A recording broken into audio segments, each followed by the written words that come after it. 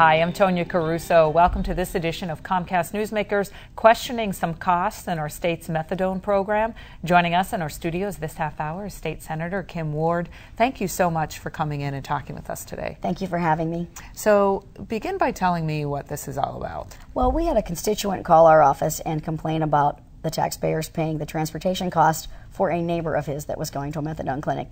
So we looked a little further into it and found that the taxpayers do indeed pay for that transportation, and the transportation is they can go anywhere they want. It's an unlimited mileage. They aren't required to go to the closest clinic, and the prices vary. But for instance, in Westmoreland County, it's a little over $3 a mile.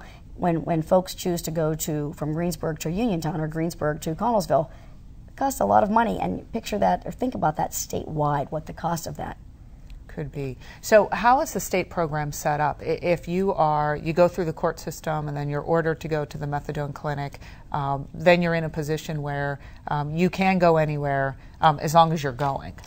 You can choose the clinic that you want to go to, and the state will pay for that transportation. It will also pay if you choose to drive yourself. We will give you mileage.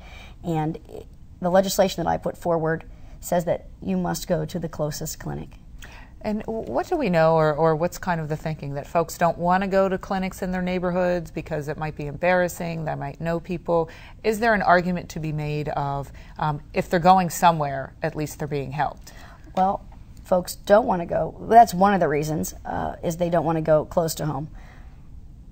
But if they want to go further away, then they need to pay their own freight. The taxpayers don't need to pay for that. So what has been the response so far, and as you've been looking at this issue, who have you talked to? What sort of channels have you gone through?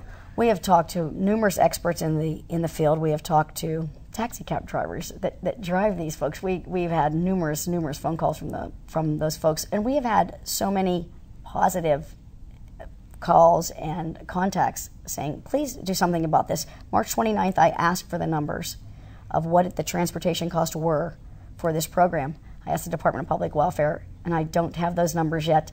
I also asked again in Secretary Harry Dichter's confirmation hearing to be the Secretary of the Department of Public Welfare, and I don't have them again. So I have put forward a resolution that is calling for an audit by the Finance Committee in the Senate. Right, because at this point you really can't gauge how much money the state is actually spending on this. Correct, and my guess is it is probably close to $100 million.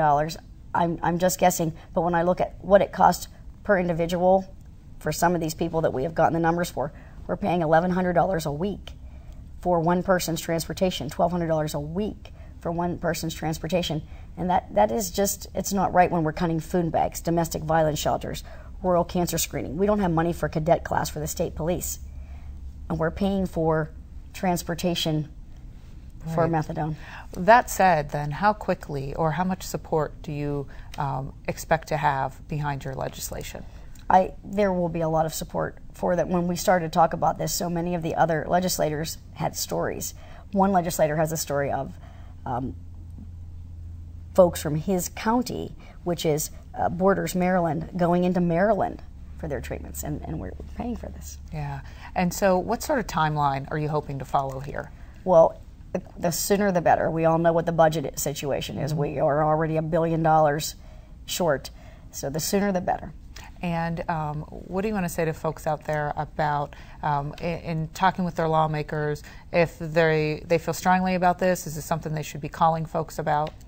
Well, absolutely. They should always call if they feel strongly about something.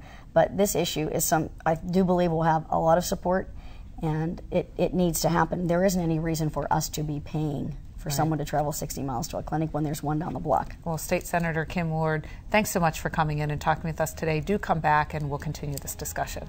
Thank you very much. You're welcome. I'm Tonya Caruso. Thanks for watching Comcast Newsmakers. We'll send you back now to HLN.